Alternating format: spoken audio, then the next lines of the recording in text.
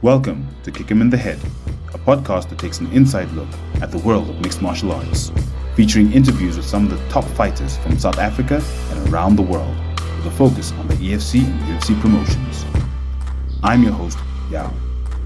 Join us as we delve deep into the techniques, strategies, and mindsets of these world-class athletes, learning from their experiences and gaining insights into what it takes to succeed in the toughest sport on earth.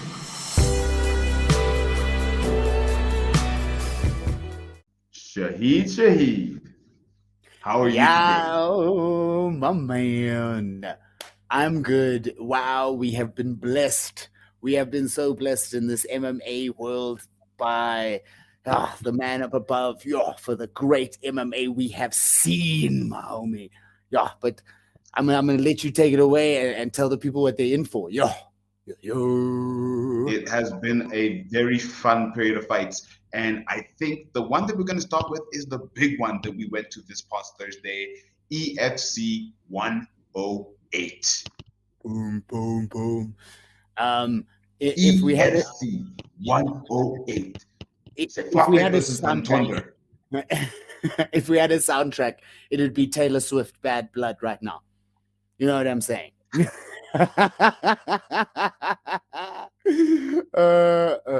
fight was hyped. This fight was billed as a big fight because they had previously fought, and the two fighters, Bantonda and Setwape, were really looking to get at each other. At the weigh-ins, we saw there was even a throat push. But surprise, surprise, something happened. What happened? Please tell us what happened. Hey, my man, Bantonda went down. I'm not gonna say anything. I'm not going to say anything derogatory about the man. Apparently, he was sick. He wasn't feeling well. The doctor said he shouldn't go. But let's talk about the MMA rumor mill that is what we have today. I am going to say that somebody was throwing some bones, man. Somebody was throwing bones. It might have been Musa's side. It could have been somewhere in the Eastern Cape, because all of a sudden it was Balelo Setwape. Wow, my homie. Can you even believe these things? It's MMA and anything can happen. You couldn't believe it. How did it happen though? Because how it happened, I mean, honestly. But we got to tease the people. Yeah. You know, we never go straight in for it. Let's go and talk a little bit about Ken Sekeletu. Just as an honorable mention. That kick. We just have to explain to the people, when we heard that kick, the whole team, guys, when I tell you our whole team, it's only three of us, but anyway, and the whole team ran together and we were like, what happened? Because we all thought it was the head kick, man. That kick, dog. Body kick from hell. That sound, damn. I was on the one side of the arena, and I literally just turned away. And as I was about to turn back, I heard this loud whack, and everyone go, oh. And I was like, oh my gosh. And wow. It was insane, man. But she was big ups to Ken Sekeletu, a man that he had something to prove, and he proved it. I think that was a good win. Somebody said it was one of the fastest knockouts, or I think they counted as a knockout in EFC featherweight history. I don't know, but we need to check that out, man. We need to put some numbers up, because I want that, because that was quick. Because like I said, I literally looked away. As I looked back, whack, fight was over. Can you imagine how fast that Masvidal knee was, man? Like, can you imagine? Like, you just do it, and then you look up, and then the fight's over. That's how it was, guys. That's how it felt, at least. It was insane. Gee whiz. And then the next fight. Let's go into the next fight. We had our good man Kulikani Shlongwa versus Cold Steel versus Chibala. Oh my word! Yeah. Get hurt in the balls, Chibala. Hurt. I'm sorry, man. I call it like I see it, and unfortunately, it wasn't that. Guys, being cage side is so much fun. I have to tell you that. So I'm literally there, right? I'm telling y'all this story. I told you as soon as the fight was over, I ran to him. I'm literally looking at the guy, right? And then he like adjusts himself, and then all of a sudden he just looks at me. It's like we made eye contact, and he was like, "Ooh," like it was football, like it was soccer, football, guys. Hey, dog. He went down like Neymar. It was hectic, and I got some great shots of that. I'm so sorry, but I feel sorry for Cold Steel, guys. He was ready to go. He really felt it, and what do you feel? I know you're a big fan of old Cold Steel. Yeah, look, for anyone who's a fight fan, to see, and even the crowd was very vocal about the fact that it was very clearly not that bad a shot for the fight to be over. Chibala took the full 5 minutes, and then the ref had to call it a no contest eventually, which is unfortunate because Kulekani can be violent. Like he's a fighter. Like he fights. Cold Steel fights like Cold Steel, knock you out cold. So everyone's really looking forward to that fight. We were really disappointed with the outcome. But then we got into the next fight. Emmanuel, Humble Warrior Sita versus Ayanda Zwane. Against green-haired Ayanda Zwane. He really fought so hard, man. It was such a good fight, and I was proud of him, man. I really wanted him to bring it home, and I was very proud of his performance. What did you think, man? Look, Sita had a good performance. He's been training hard. Unfortunately, he lost on decision. Zwane took, unfortunately for Sita, but great for Zwane. He's been fighting hard, and it was a good fight. It went the distance, and look, that's what we want to see as fight fans. A good fight. And Sita's come off, I think I would say 2 questionable fights. One was, I think, a headbutt or something, but he's had 2 other fights that didn't end well. It was either no contest or something. So I'm glad he got to go full 3 rounds, show his quality as a fighter. And, at the end of the day, as they say, don't let it go to the judges. But good performance from Zwane. You know what? I didn't think he necessarily won, but he gave it his all. And like you said, his last fights ended prematurely, a lot would say. And I just kind of felt that he needed that opportunity to put himself out there, and he did just that. Even though he didn't bring it home, it's always a win to have a good fight. Yeah. And then we got into Blamby, Shadrach and Suba versus the one and only Stefan Pretorius. Your Mr. Kicks did not fire off any kicks that fight. Blamby blamed him. I think I'm going to make it a verb. He blamed him. He smothered him. He had him down, and he controlled that fight from start to flip and finish. Wow. What a phenom, man. He literally smothered Stefan Pretorius, unfortunately. It was a heck of a performance. How he literally said, look, if you're Mr. Kicks, I'm Mr. Ground game in that case. So let's go to the ground. And he controlled the entire fight from start to finish, and he definitely deserved the win. Unfortunately, Mr. Kicks, let's get it on the next one, right? Hey, but I think Blamby took him and made him Mr. Scuba Diver, because he took him down into that deep water, dog. Your boy was swimming. He was swimming hard, though. He was like, every time Blamby was on him, it was like swimming. But you can't win a fight like that, unfortunately. And Blamby did what he needed to do and neutralize the kicks, man.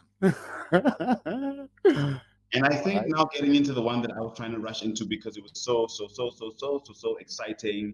The main event, the fight no one saw coming, but everyone wanted. Balelo versus for the interim bantamweight championship. Yes, I think you said it so perfectly, my man. The fight that nobody expected, but everybody wanted. And what a fight it was. Oh my goodness. What a fight it was.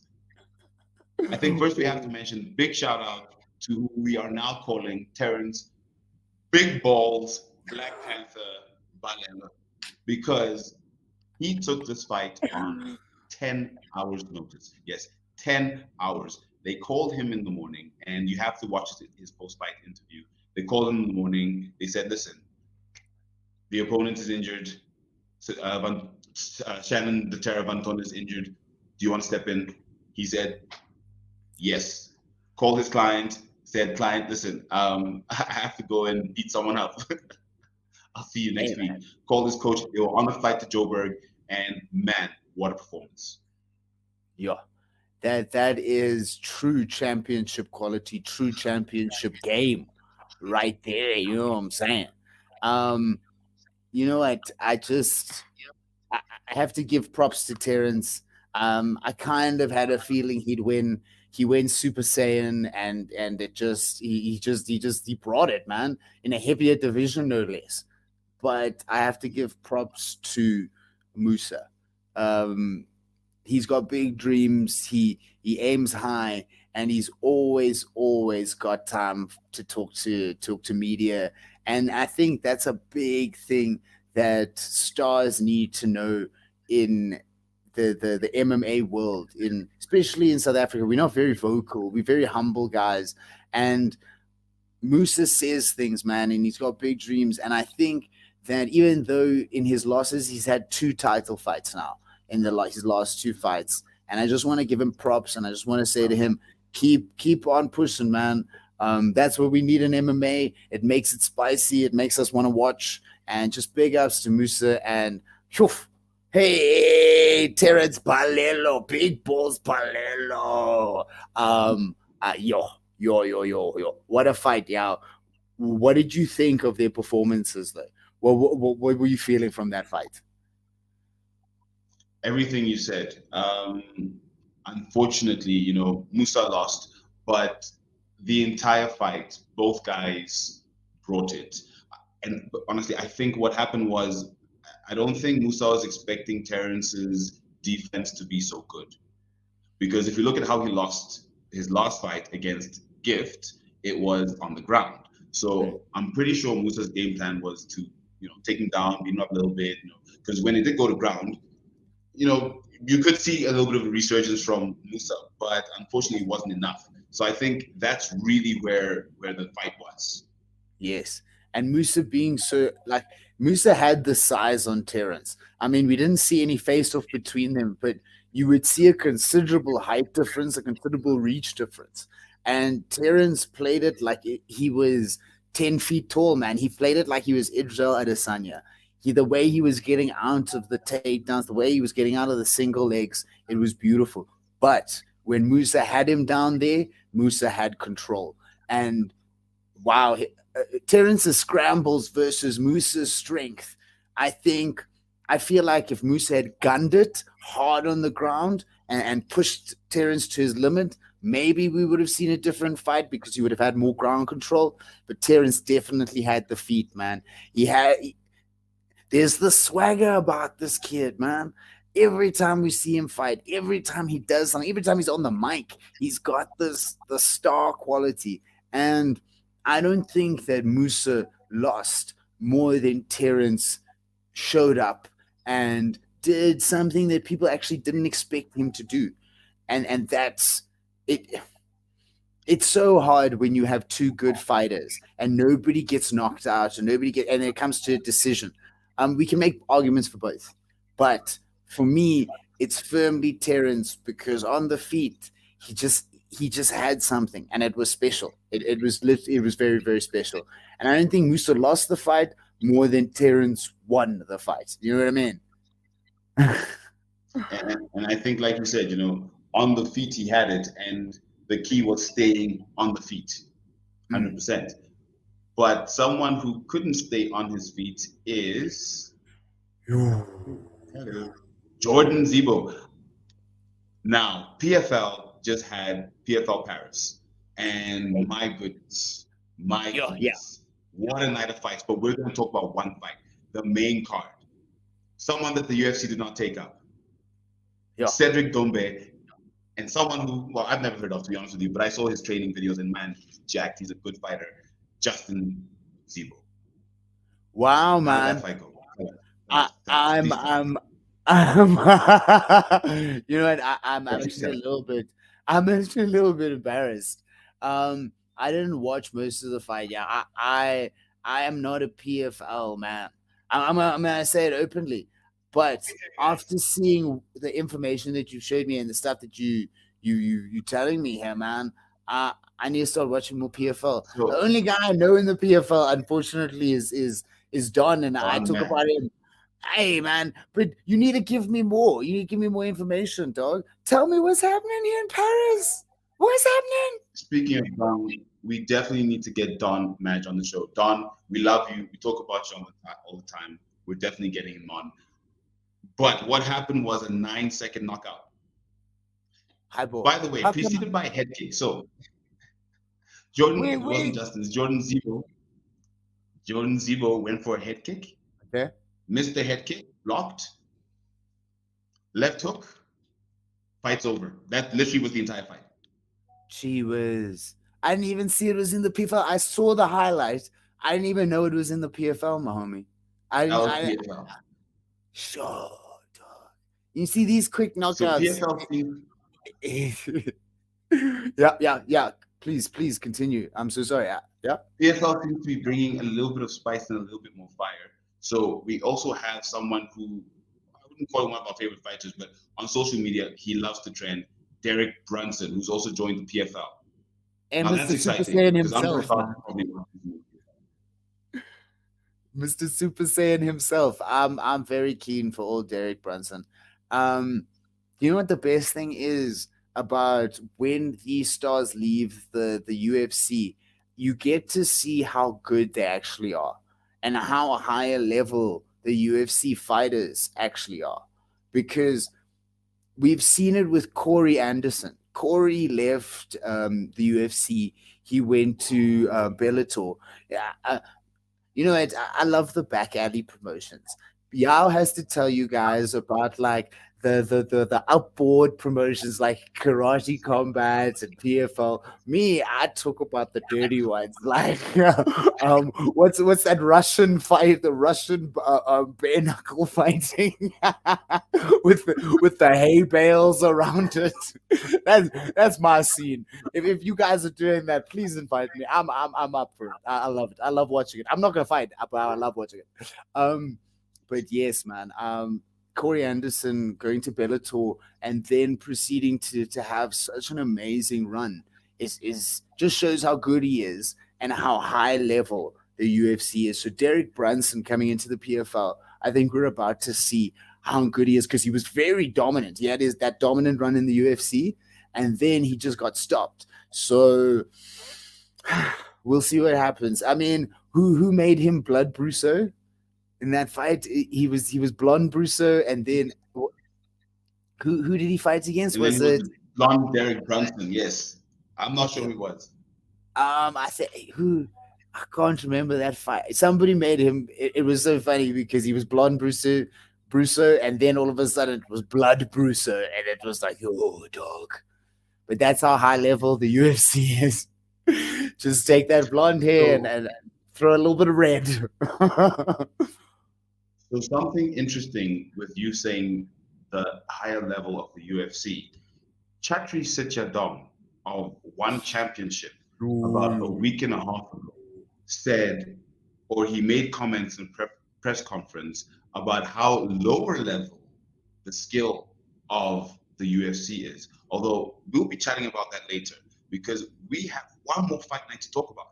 Green versus Dawson. I just want to throw that in there so that we can just bring it back to this. The Green versus Dawson. Yo, Green versus Dawson, my homie. What a heat fight from flipping. Yo, Green. I don't know, man. He's definitely making a comeback, man. Yo, and you know how we love the Green. He just came off that win from over Tony Ferguson. Yes, man. Wow. And that was to then come in and you know what? That win was a little bit like if he didn't get the submission, I think he might have lost the fight. But he got that energy, got dominant, and then all of a flippant sudden, man, I didn't expect him to win like that. I kind of expected him to win, but I didn't expect him to win like that. You know what I'm saying? Wow. And with as long as Bobby Green has been fighting and looking at who he's been fighting, just looking at him taking every fight, like we said, he's fight everybody Green. And to see him on a streak, I think as a fan, is like, yes, but exactly like you're saying, we didn't expect him to beat Tony Ferguson, to be honest. And he did. He would have probably lost if it went to decision. We didn't expect him to beat Grant Dawson, but he has. So yeah. I think there's, like you said, there's something there with Bobby Green. Yes, there is. And I mean, he hit one with Donga as well. I think he missed all, Donga, the he's apparently like the supermodel of the UFC, right? And he fought against, who did he fight against? He fought against somebody, and he got into the ranks, right? And then he fought against Bobby Green. And I think Bobby Green messed him up, yo. But the biggest point him up so bad I haven't heard of him. Exactly. So the biggest point is that Bobby has got hands, and people need to appreciate Bobby Green's hands. And that counter strike that he has is an amazing ability, man. It's just really, really awesome. So yeah, big ups for Bobby Green, man. And it was quite a fight night, guys. So hey, you gotta when the UFC puts it out there. Hey man, I love it. Then we've got this coming weekend. I mean, with what happened this past weekend, this past weekend with Green versus Dawson, we're definitely looking forward to Sadiq Yusuff versus Edson Barboza. Now that is a fight card, man. And Bobby Green, man. Wow. Yusuff. Hey. Next fight night. Hey. Happening tonight, baby. Edson Barboza versus Sadiq Yusuff.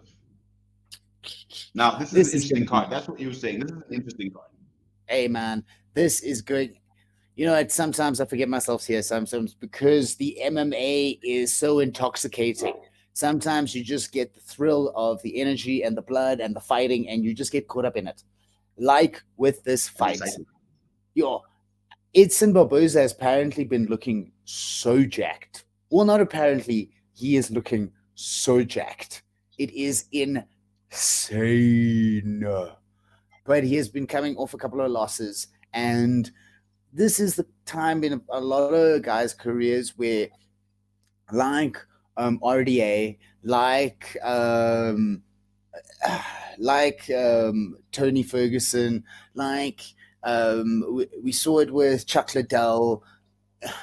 It's the time in your career where we as the fans kind of want you to slow down because we want you to preserve how awesome you are in your prime. You know what I mean? And unfortunately, if you don't, you become a logo for some local podcast in South Africa. We kind of hope that we're going to get to change at some point before Tony Ferguson gets to see it. But stuff like that happens. And it's just, is this like the fight where we bolster Yusuff and pull down Edson?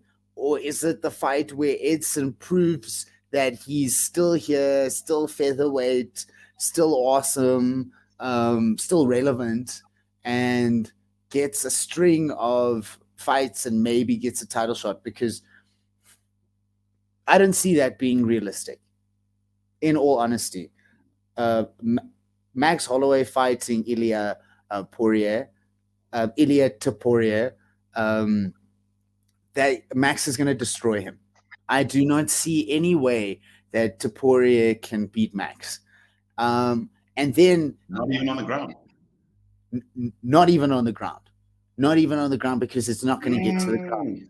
Because Topuria is not going to fight like that.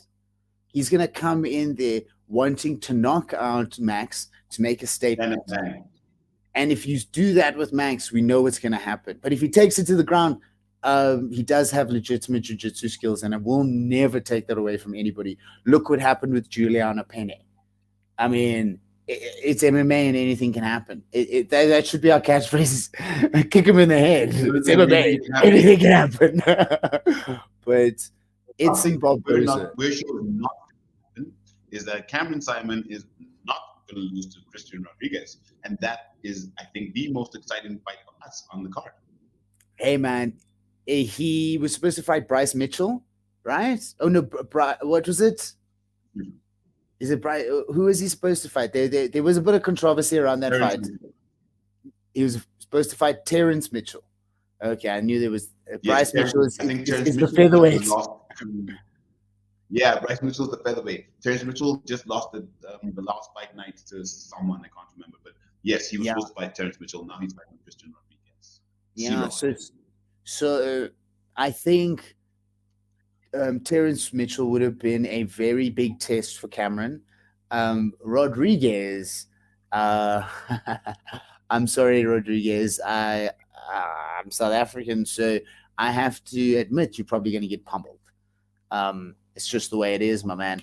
And the way Cameron fights, that stand and bang style, straight front, Pretoria 8, no, put down the rum and coke. You know, like after you drink the rum and coke, it's like the spinach for Popeye. He pops in a rum and coke and he goes, and it's like, yeah. So I sincerely believe Cameron is going to win that fight convincingly. Ooh. What do you think? I agree with you, but the odds do not. The odds actually have it Christian Rodriguez by slight margin. So that's interesting. But someone else who is on the card that has a slight margin is Michel Pereira versus Andrei Petrovsky. Hey, Michel. Who do you think is going to take that one? I'm also Michel. Cage running, cage jumping, Michel Pereira. No wonder. I knew you were you of course are a Michel fan. If you could fight, you'd probably fight like Michel. I can see you doing. I can see you doing it. Like there'd be like a robbery, right? And so somebody be getting robbed, this old lady, and then you'd run, and everybody thinks you're running towards them. You're actually running to the wall to get momentum to like super kick this dude in the face. But I believe so, and I love it. Now, Michel's style is my style when I'm playing PlayStation. When I'm just pressing them buttons, and then when you just do like amazing moves, but you don't know how you did it. That's what happens, because that man is athletic as fudge, right? Yeah. So he's got a record, Pereira, of 28-11, and Petrovsky's sitting on 10-2. So it's a very interesting matchup in terms of the experience and the skill levels. And honestly, I'm looking to see what the UFC is looking to do after this fight for both fighters, because it is a very interesting matchup. I think it's a bit of a gimme, like a gimme fight. Like Pereira wanted to stay active. Nobody really wants to fight him. You know me in names. What's Petrovsky. Petrovsky. Petrovsky. Andre, I apologize. Petrovsky. I do apologize, but I do think it's one of those situations where Pereira is dangerous. So nobody wants to sacrifice position right now, like late in the year, late in the game, to now you're going to drop rankings. It's the end of the year. You're not going to really get a fight. So he's a dangerous opponent. And Andre obviously wants to come up in the ranks. He obviously wants to beat a name. And if he beats Michel, and it doesn't matter how many times he's lost, it doesn't matter how many times he's won, he's beat a big name, he can go on a streak and become a name in the UFC. So both the person that has the biggest to lose is Michel, but I understand why he's done it. I think to stay active. He hasn't fought in a while. Maybe it's just one of those things just to fight. No, it's quite true. Sometimes you just need to fight, and I think the women's fight on this card has a similar sort of look. We've got Jennifer Maya versus Vivian Arajo. Jennifer Maya, 21-9, and very experienced, number 9 versus number 11.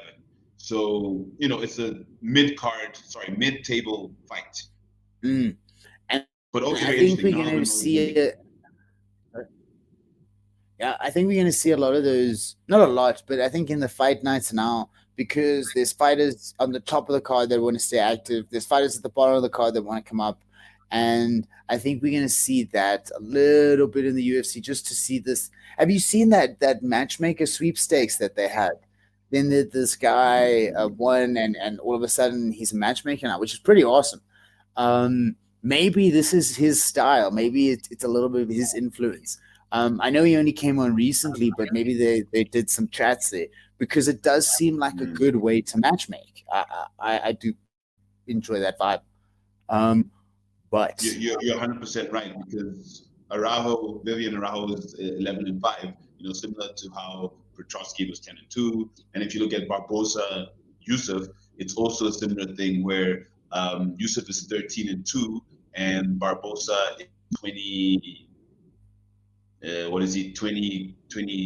I'll check this now. 23-11. So it's exactly what you're saying. There's a very clear matchmaking trend based on this card. Yeah, I think they're trying something out here, and I like it. I see the relevance of it. Yeah, it's got good energy. The fights make sense in a funny way. Like Barboza, Yusuff's good. He's coming up.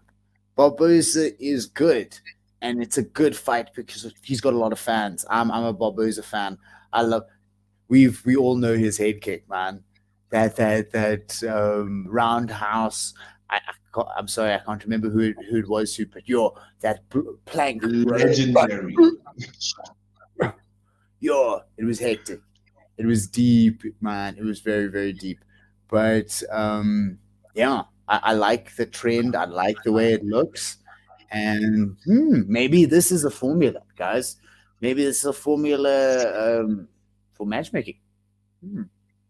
So something that is not considered part of the formula is fighter pullouts due to whether it be injury, illness, or other. Now coming to UFC 294. Yeah. Lots of changes, lots of major changes. Yeah.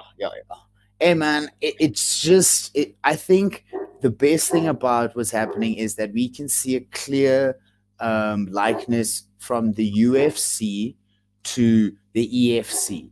We've got clear things happening. I mean, whatever happened to Frontunda, whatever happened to Charles Oliveira, whatever happened to Pablo Costa, the pull-out.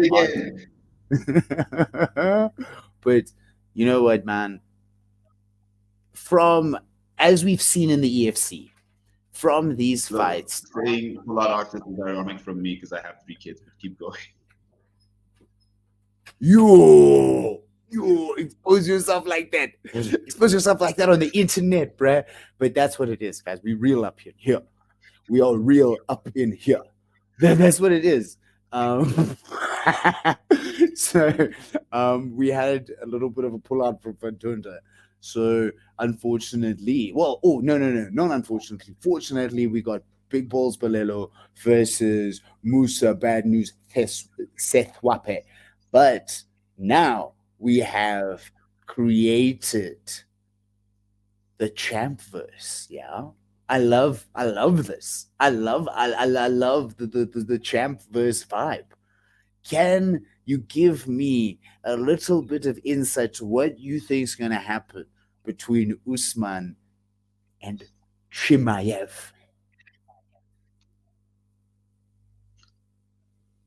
Gilbert Burns Chimaev, but this time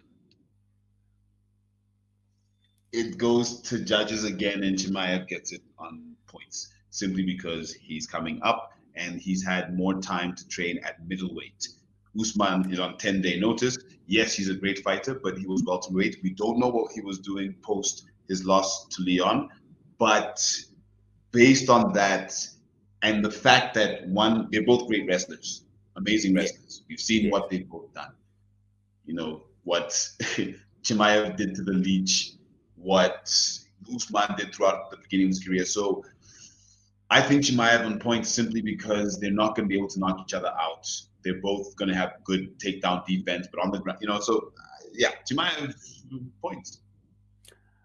Okay. You? What do you So, think? I think, unfortunately, I think somebody's going to. No, no, no, no. Unfortunately, I think somebody's going to get knocked out.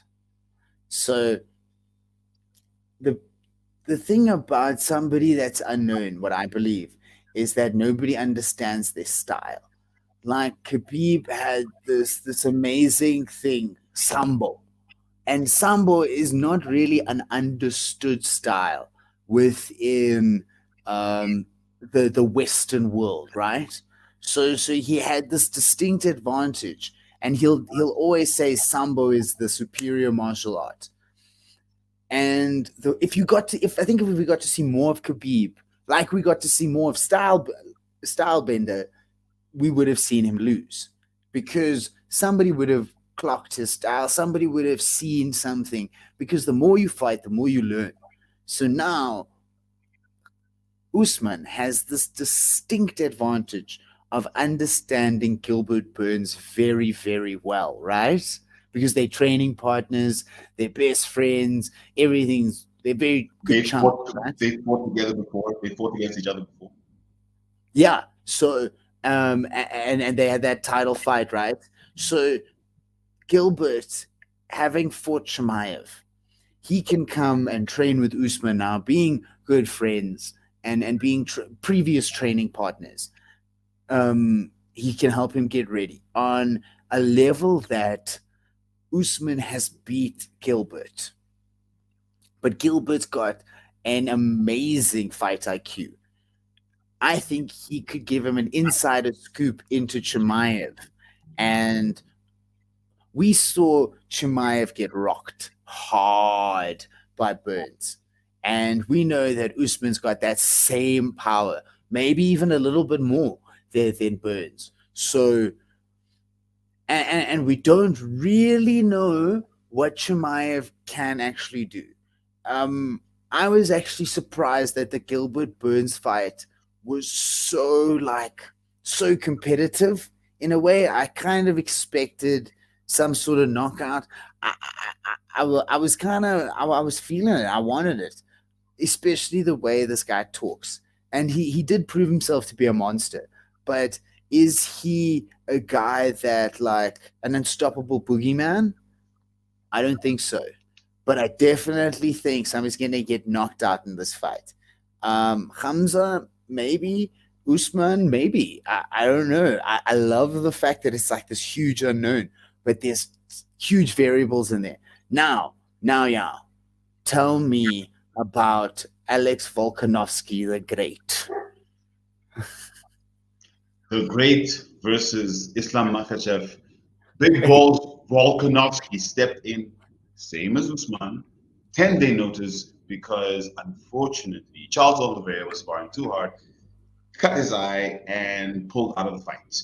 And unfortunately, rumors on MMA Twitter, please like, follow, comment, subscribe, Hey, are that he is a pullout artist because it's the second time this year, unfortunately. hey, man. Hey. Sure. So this is a heavy one, man. Alex is hey. I don't know what to say about that one. I'm not too sure about that pull artist situation, but um, this is going to be some heavy display of MMA gold right here. I can't speak bad about I can't speak bad, man, about that situation. But um, I can just say that um, I just kind of don't know what to say because I'm not gonna call Charles Oliveira a pullout artist after I dyed my hair for him to win. So you kind of caught me with that one. I don't know. Like that was a jab, bro. I don't know. I'm gonna go shave my hair now. I'm gonna shave my hair. But how do you see that fight going? Honestly, I see it going to Makhachev again. Why? Just the wait, another 10-day notice. I know Terence, what Terence did, what Terence, Big Balls, Black Panther, Balelo did on 10 hours notice should convince me that it's possible. Like it's a thing that should be happening and can happen. But right now, technically, I'm calling him a GOAT, I guess. But I just see Makhachev not just because of the time. Sorry? He does have not that just because of the status. time, but if I look at how the first fight, right? Volkanovski got the last round, last 2 rounds maybe, but Makhachev for me again. Okay. I am going to be controversial and say that we've had weird things happen, man. Something tells me this fight's going to be like some like weird draw or something, because it's, what, there's something weird. We're going to have like a 10-8 round or something like that, like again, like a Valentina Shevchenko, because if, let's say that we want Alex to be a double champ so bad that it's just funny stuff happening here, man. So I don't know what to say about this one. I completely agree with your synopsis. I think your synopsis is probably what's going to happen, but there's funny things happening, and Alex Volkanovski could win by a head kick.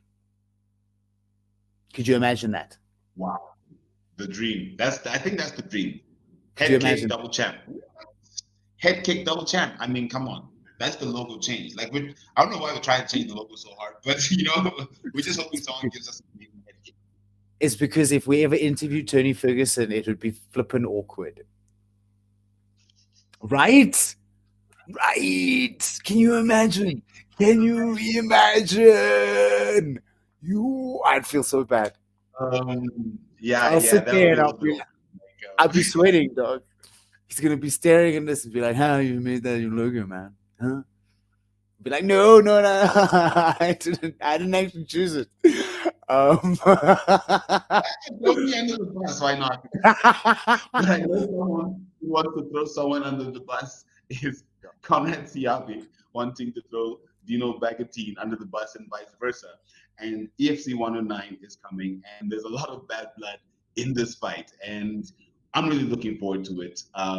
It's gonna be a bang 'em up fight. They should play. It's gonna be bad blood. It's gonna be bad blood. That's the only words I know of that song, and I know it's the only bad blood words in a song I know. And the song is also named Bad Blood, and because Taylor Swift's so popular, they like subliminally put things into your mind. So that's the only song I can reference now with Bad Blood in it. So every time I see Dino or Conrad, that's what's playing in my head. Bad Blood by Taylor Swift. Yeah, that one. But just to be serious for a second, the bad blood between these guys is real, guys. This is some real bad blood. We had a conversation with Conrad, and it basically went the way of he feels that Dino was a bit scared or wanted more money to fight in bare knuckle. That's why the EFC stepped in and they've said, no, let's bring it home. Let's bring it to you guys home and fight in the EFC where you guys were both champions and you both did your big things, and settle it here in the cage and let it be done. So they brought it home to the EFC, and unfortunately, I'm not very excited about this fight in terms of Conrad retired, and it's good he retired. It's nice. This fight with Dino is I don't think it's a good idea. I don't like it. I don't like it in MMA. I liked it better in bare knuckle. I think. Yeah, right. But the rest of the card, wow, the rest of the card is shaping up to be such fire. Dante Humphreys on the co-main event, I think is the fight that everybody is going to be waiting for, because that kid is a killer. Like King he is Cobra. he is so nice. Like we were chatting to Boydka after his lovely win, guys. It was so nice to see him win. Undisputed. Undisputed, man. It was so lovely to watch him win. And the best thing about it was meeting the man and chatting to him and seeing how soft and humble he is. And that is the same juxtaposition to somebody like Dante. He is like scary in the cage, but as a guy, he's a lovely person to talk to, a lovely person to have. We've got an interview with him, guys. So like, follow, subscribe. You're gonna be hearing more about old Dante, King Cobra Humphrey, and yeah, he's awesome, very cool guy. I think he's gonna be big. But that is, for me, that's the highlight fight of the card. That's why I'm talking about it. Because I think this kid is just gonna Speaking of highlight fight cards or card fight highlights or highlights on fight cards, speaking of that, we've got Dennis versus Logan tonight. Oh my goodness, that card, that very interesting card with Fight Fury as well. Yo, my man, what is going on there? Dylan Dennis. YouTube boxers make boxing better. Yo, Dylan Dennis and Logan Paul. Wow, guys, I don't even know what to say about what's going on there. I mean, we saw he comes out, so he gets hit in the head with the microphone, right? We all saw that. Like, we got bludgeoned. We got hit with that clip as hard as Logan got hit with the mic. That's how hard. I mean, you were on social media, you just get hit with this mic. You just get hit with this every time. I just see this video. Every time. Do you know what the best part of the video was? And then there was a bottle of water that hit him right after. Oh, cheers. That was fun. That was so funny. But the best part of the video, everybody go watch it again. Watch Ariel. Watch Ariel Hamwani. He's like, his reaction to the entire situation is hilarious. Go watch that clip now, but watch Ariel and just see how he like it's so funny. It's really so funny. It's like when Shannon grabbed Musa in the picture by the throat, in the picture in the background. I don't know who the fighter is. I think you must look at the photo and just tell the guys. I can't remember, but his face is like, oh, did you see? Did you see? You must look at it. Did you see his face? Like, oh, it was so funny. And that for me is like that moment where Ariel, my word, man, Ariel, you finished me, and it was so funny. But that was hectic, man. And then all of a sudden, Gordon Ryan comes out, and this whole big thing. Did you see the stuff with Mike Perry and this other boxer guy, man? Like, everybody's just making trouble here, and it's just like, what? And Tommy Fury's dad was in there in the mix, busy punching in a cage. I don't know what's going on in that card. It's absolutely madness. But have you seen the Facebook because it's a Dylan Dennis card? Yeah, that's true. But have you seen the face-off situation? How they face off with one another with that perspective glass in the middle. Yeah, and Fury started like punching it when KSI was there. He went mad, bro. The dad and Tommy. It was, you know what, guys. This fight is a bit. It's one of those things that when Conor fought Khabib, and what happened after the fight, if we really looked at what was happening, that was bound to happen. Where he jumped over and kicked Dylan in the head and all that stuff because of how hard they were going in the build up to the fight, right? This fight, it may not have the stakes that fight had with Khabib and Conor and legacy and championship.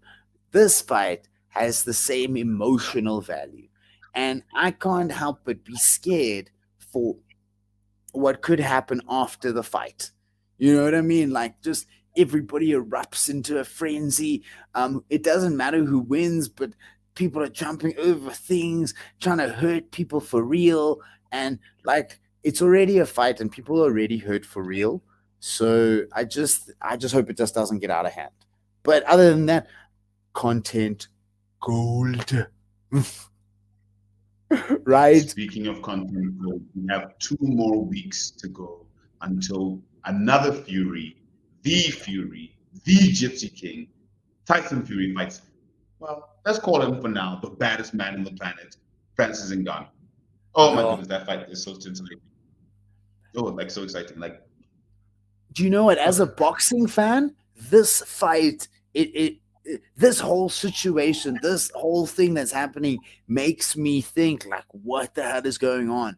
Because Fury has signed a fight to fight against Usyk, and how is he taking Ngannou so lightly that he schedules yes, another fight right? Like, wow.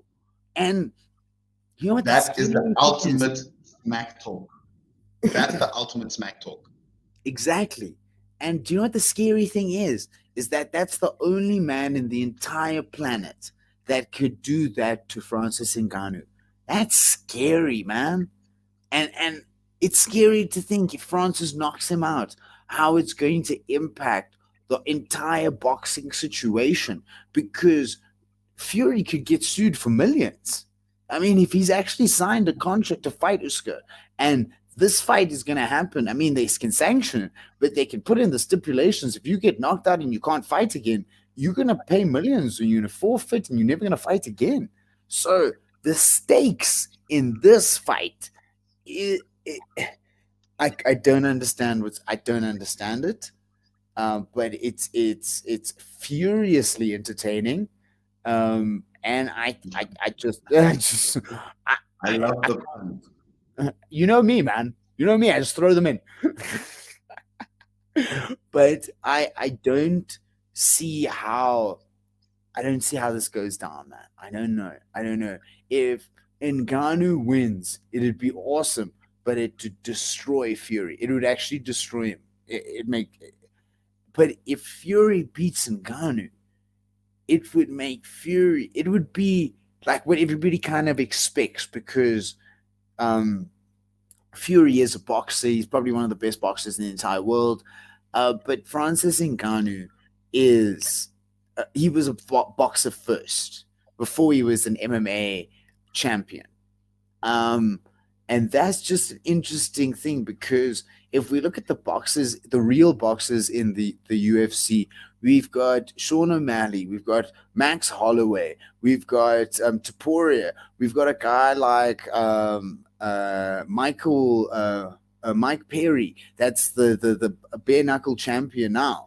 So we have got boxing pedigree within the UFC and MMA ranks, and I'm just mentioning UFC guys, but I know the pedigree of striking goes far beyond the UFC. So if we want to say, oh, boxing, MMA fighting, boxing, it's a very easy transition for a lot of guys, especially because a lot of guys started in boxing, just like Conor McGregor. So this fight, man, I don't know, it's huge. Hey, you say his name and he appears, dog. Of course, you know we love Conor. You know we love Conor. We love you. Someone who is now caused, I would call, controversy is Conor McGregor, because now, as it's being said, because of the treatment of Conor McGregor by USADA, my goodness, the UFC is no longer with USADA from the 1st of January 2024. Now, that's the anti-doping agency for anyone who doesn't know. Wow. Yo. You know, there's some people that have to follow the rules. There's some people that break the rules. And then there's homies that just make new rules. And if Conor McGregor is not notorious for making new damn rules, man, this guy rewrites the playbook every time he comes in. And the fact that the UFC is willing to accommodate him to such a level is actually scary. It scares me that they just want this guy to do this thing so bad that they won't let him go. And it, do you think Conor still got it? Do you think he still got it? Yes. Yes. Yeah. That was a quick yes. That was a quick yes, my man. Simply because after listening, especially to Hunter Campbell, hearing his opinion how Conor's been treated over the years from the drug testing side, as much as we've seen him going crazy, the one thing I know about media is that media shows you what will sell. So Yes. for me, the fact that he's done all the work, you can see he's done the weight gain over the past few years to probably go up a weight class, being maybe the first person to get the title in 3 different weight classes. So for me, I think he's still got something to prove. He's still got a little bit of hunger, and I think yes, he is serious about coming back, despite his TUF losses to Michael Chandler. Well, we haven't seen. You know what? In my honest opinion, I don't think we've seen Conor lose since he fought Dustin the second time. So there, Dustin convincingly knocked him out, right? And that's when he was bald Conor. And that's when he was acting like weird, right? He was like being like over friendly and just being like, yeah. And it was like, what is wrong with this dude? Like, what type of Conor McGregor is this? Like, ugh. And then he came back and he came back hard, right? Like he came back like, I'm the new, this is me, blah blah blah. And then he busted up the ankle. So technically, we've only seen Conor lose again. Well, we've only seen Conor lose against Khabib and Dustin, right? Um, and once actually only against Dustin once because then he hurt his ankle. So I do see a strong argument for what you're saying and him being having that next life in him, but we have to remember his height. Conor McGregor is the same height as me. If we look at the weight class and the division he's going into, all those guys are like. So this is now this is my big question. If we could ask Conor McGregor questions, so you're gonna fight Chandler, who's a lightweight, right? But you've gained weight and it's all awkward. Now, do you just push away Chandler and fight somebody in the upper division, the welterweight, or are you? If I don't understand, he obviously has a plan. He knows exactly where he wants to go. He's told Dana where he wants to go. But for me as a fight fan, it just makes no sense because if you look at the difference in size between him and Chandler when they look at each other in the face off, there's no way this man was going to cut weight enough to fight this guy, right? So it's like you were never going to fight Chandler anyway. And now you've got so much weight on you that you have to go up a division. But how are you going to perform against these big guys? And they're tall, man. And like he's got that reach. And against he's only ever fought people he's had reach advantage against, southpaw advantage against, striking advantage against. I just Conor in the big leagues, I would love to see it. I would love to see it, and I'd love to be proven wrong. And yeah, I just don't know, man. I just don't know. Someone who would say that yes, he might be a great striker, etc., is Chacho Sichadong. I'm not sure what his opinion is on this whole USADA UFC debacle. However, he did recently comment, as we said earlier, about the skill levels in the UFC not being as high as the skill levels in one championship, based primarily on the number of champions that one championship has in different sports versus the UFC? Very, very interesting comments. Well, I think Dana answered that question by posting or leaking stuff about UFC Muay Thai. There's been rumors and been speaking about UFC Muay Thai. So there is definitely, as much as people are saying, and Dana White openly condemns any other fight promotion, I honestly think he is I honestly think he's watching them, as he can't say he's not. And one is probably the biggest one fight promotion in the world. So if he's saying he's not watching them, he's lying. And I think if he's not watching them for real, then he's a silly businessman. And we both know he's not a silly businessman. And one, guys, I think everybody that's hungry for good, like combat sports entertainment, can appreciate what's coming out of one championship. And there's a couple of South Africans there, and I'm a big fan of one championship. I always watch Friday fights. That's why y'all can get me with knowing nothing about the PFL so far, but no, I know a good amount about one. And yeah, man, I think it's a cool situation, and I'm a big fan. What are you thinking about one? Have you started watching Friday fights yet? I have watched a few fights. I haven't really watched since Rod Tang lost, to be honest with you. That kind of deflated me a little bit. It's But depressing. I agree completely with Jeffrey. Um, but for me, it's because it's a different type of organization. The UFC says, listen, if you want to fight, come and fight. Let's just fight. It doesn't matter what, just fight. If you win, you win. That's it.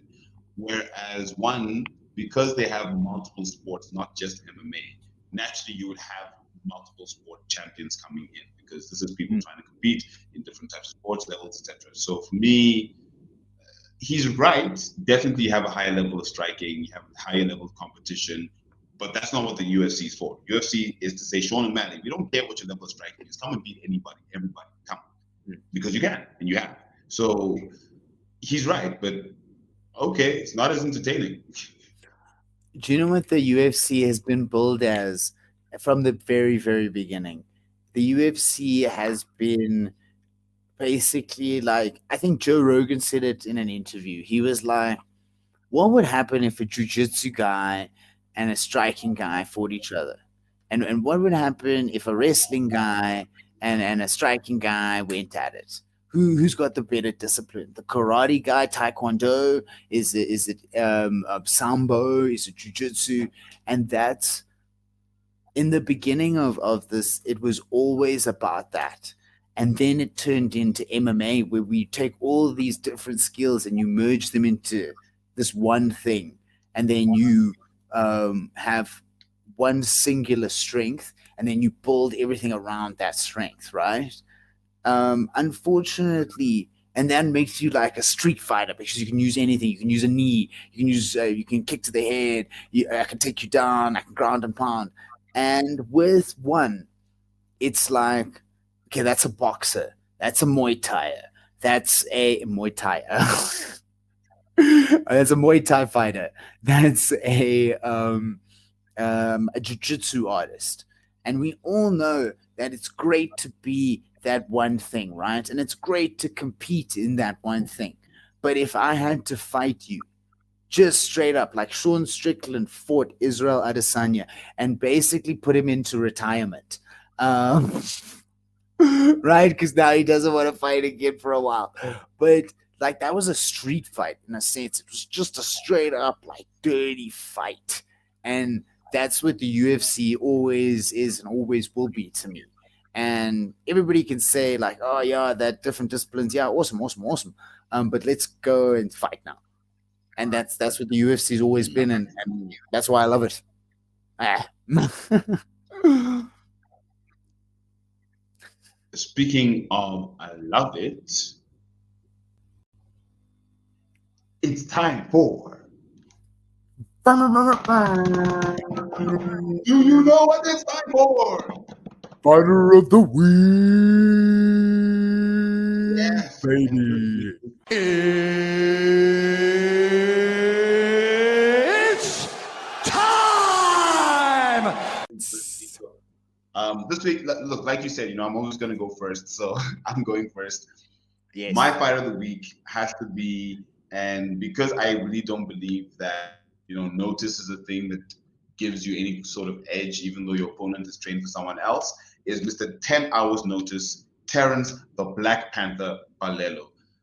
Honestly, for me, the 10 hours for me is just what makes it, where you wake up in the morning, you get called to a fight you weren't even prepared for, and then you win it. And just kudos to him. His opponent, Musa, brought it. He was ready. It's just, it goes to judges, it goes to judges. And yeah, it was honestly, it was a great fight. So for me, Terence, 10 hours notice, Black Panther, Balelo. With big balls. With big balls. And who's your big ball fighter, I'm going to assume, this week? My fighter of the week is your man. We talk a lot about the wrestling prowess of the Nurmagomedovs, but we never thought we'd see a Nurmagomedov that can strike like this homie, Usman Nurmagomedov, the head kick king of the Nurmagomedovs, baby. This man is insane. He just has retained the title. I think it is his third title fight. He is dominant, man. And do you know what the best thing about him is? For me, as a fight fan, he does not go to ground, man. He strikes it up. Yeah, man, you go to ground with him. He'll take you to that deep water. But damn, does he make them sharks come when he puts blood in the water? And I love it.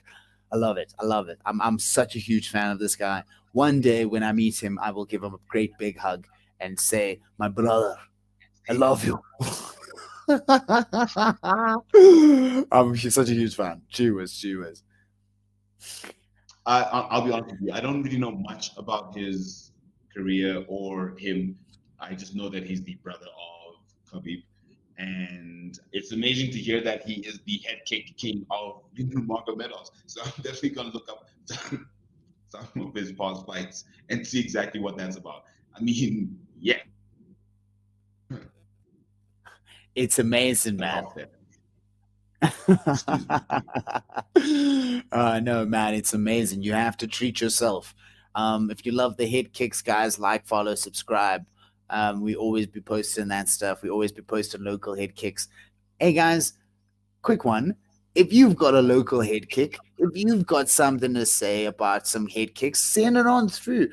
Send it in the DMs. Drop us a DM, like, follow, subscribe. Drop us a DM of a head kick that you'd like us to share, and we'll post it and we'll collaborate with you. That's what's up. Head Kick City, baby. Woo, yeah. And I'm sure in those videos, everyone that the best way to finish a fight is to kick him in the head, baby. Timing. Is to kick him in the head. We got it. We got it. We got it. We got it. Though. No, but we got it. We got it. We got it. A brilliant timing. We got it. Timing. So, guys. We'll chat soon. Love you, my homie. Cheers.